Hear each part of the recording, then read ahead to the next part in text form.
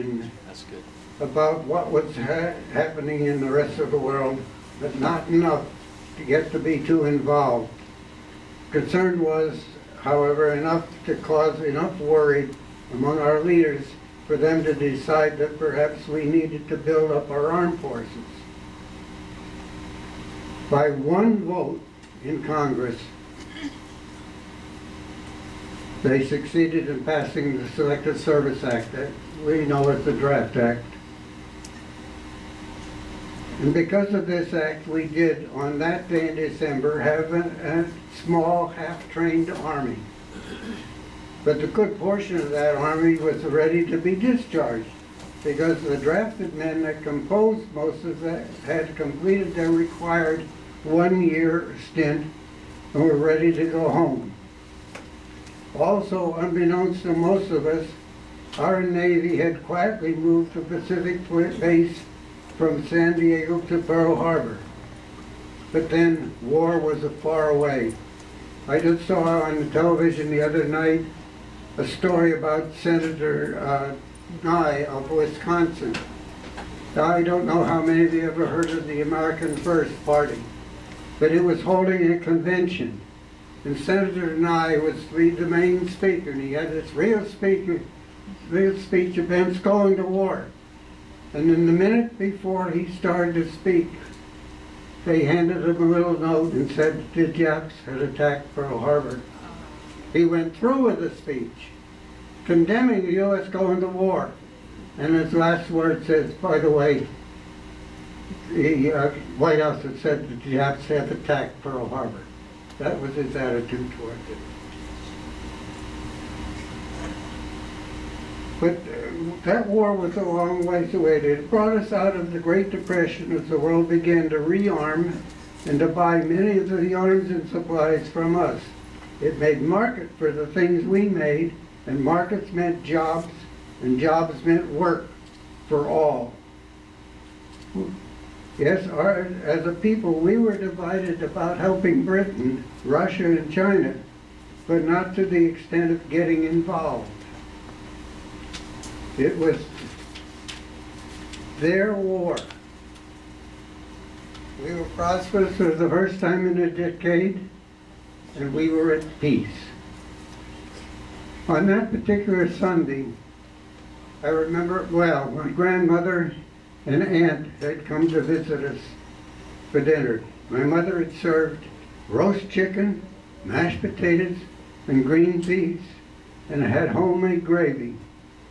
The meal was over, and the adults were sitting around the table chatting. And I was a junior in college, and I had to go study sometime that afternoon. But the New York Giants were playing the Brooklyn Dodgers football game that afternoon. And I wanted to hear that game, at least for a little while. And the game was being broadcast on WNBC, and as I said, I wanted to hear it. So I went into the front room and turned on the radio. As I listened to the game broadcast, I heard something unusual. I don't know how many of you remember NBC used to have a symbol at the hour and a half hour of something went bing, bong, bing. Well, sometime between 1 and 1:30 or so, that went bing, bong, bing, bing. I didn't know it at that time, but that was a symbol for the people and the staff of the WNBC, particularly the news staff. To get the heck down to the headquarters, something big has happened. We've got a big story to cover. Then for about 20 minutes or so it went along. Then there was a special something bigger. And a moment later, a broadcast of the game was interrupted. A new voice with one of the station's news staff broke in saying briefly, the White House has just announced that the Japanese have attacked Pearl Harbor. Casualties are many. We will bring you further news when we get it. Nothing further was said. NBC went back to the game, but I didn't. My first thoughts was, where the heck is Pearl Harbor? And then I realized that Pearl Harbor was out in Hawaii, and something had happened. And the significance hit me. I walked back into the kitchen where my family was still gathered, talking away. I looked at my dad, who was a veteran of World War I, and I said, "We're at war." I don't know what I thought his reaction would be, but I know he just turned for a minute and he said, "Oh," and went back to the conversation. My mother and father and grandmother carried on their conversation. It seemed as if it meant nothing to them. Nothing at all. But for my generation, what I had said changed our world, and it changed America. For my generation, those words meant our normal lives would have to be set aside for 5 long years. There would be no dances, no dating for most of us, no cars, none of the things that would be otherwise important to us in our late teenagers and the 20s. We would soon be scattered around the world fighting the war in Europe, in Africa, the islands of the South Pacific, and Asia.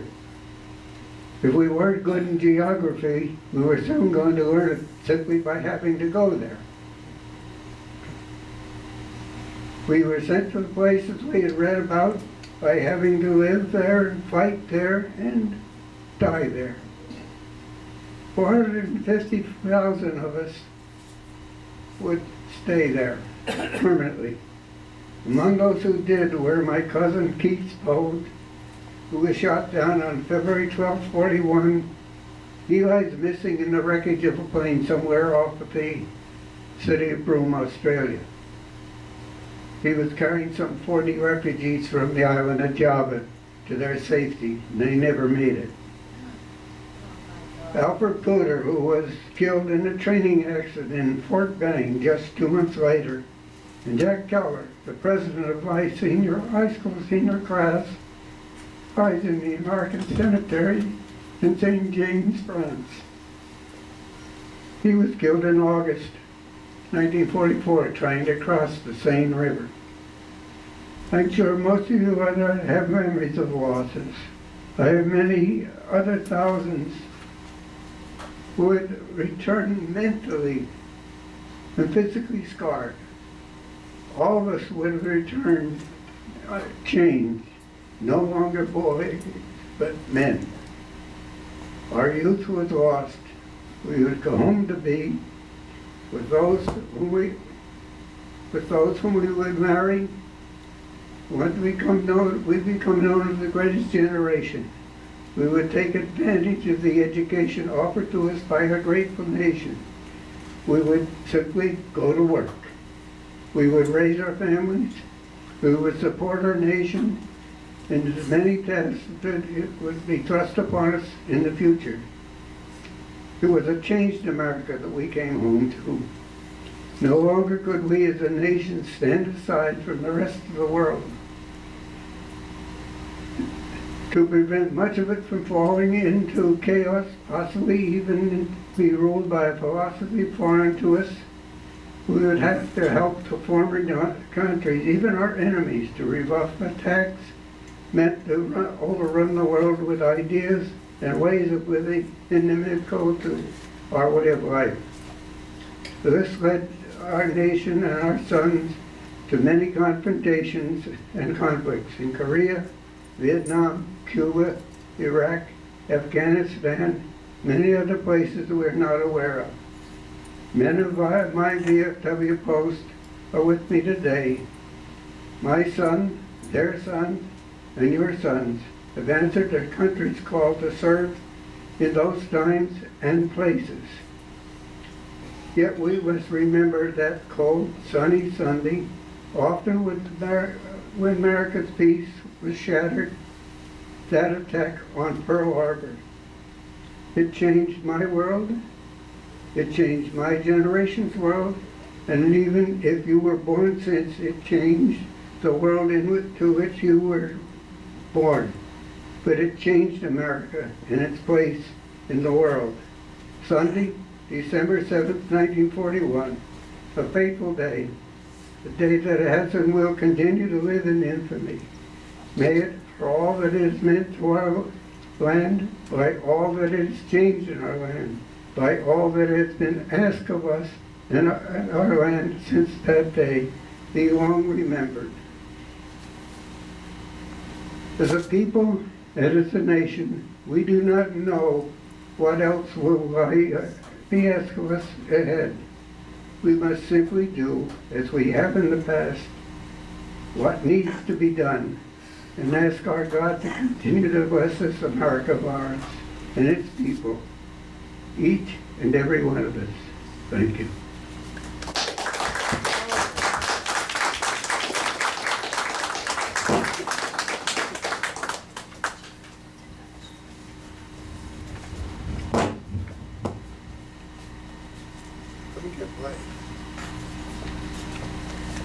By the way, we also have two additional people that served during or close to the end of World War II with us today. Bob Page is one, and Lou Vitola is a second. Would you just stand up, guys? And thank you for your service. Now, before we get on with some of the additional parts of the program, I would like to ask our friend Walter and also our gentleman friend here as well, if you would join us and all join in as we sing God Bless America. Will you start us off, Walt? God bless America, land that I love. Stand beside her and guide her through the night with the light from above. From the mountains to the prairies to the ocean, God would fall. God bless America, my home, sweet home. God bless America, my home, sweet home. I'm never going to try not to be my Kate Smith. Thank you, guys. Thank you very much. As we said, we're proud of all our veterans, to include the veterans who have served that are now residents here at the Chamonix Manor. There have been some veterans that we would like to recognize that we haven't had a chance to do the last time we were here.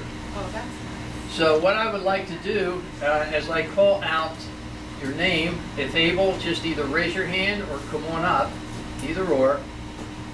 And we will have our adjutant who will be ready to present you with a certificate from our post in the VFW. So with that, Donald Croy. Don, are you with us today? He was. Doesn't look like it. He was You're here. not doing anything with it. Maybe Okay. he's coming again. Okay, well, we'll keep that certificate on the side. He's here. Okay, we'll see if we can't, if he comes back. If he comes back, Joseph Colpo. Joe, you with us? I don't see anything. George Coben. He's here, but he's not here. Okay, thank you. Okay, thanks, gotcha. Michael Olenek. Mike, there's Mike in the back. Michael? I don't see who I see in the back. That's it.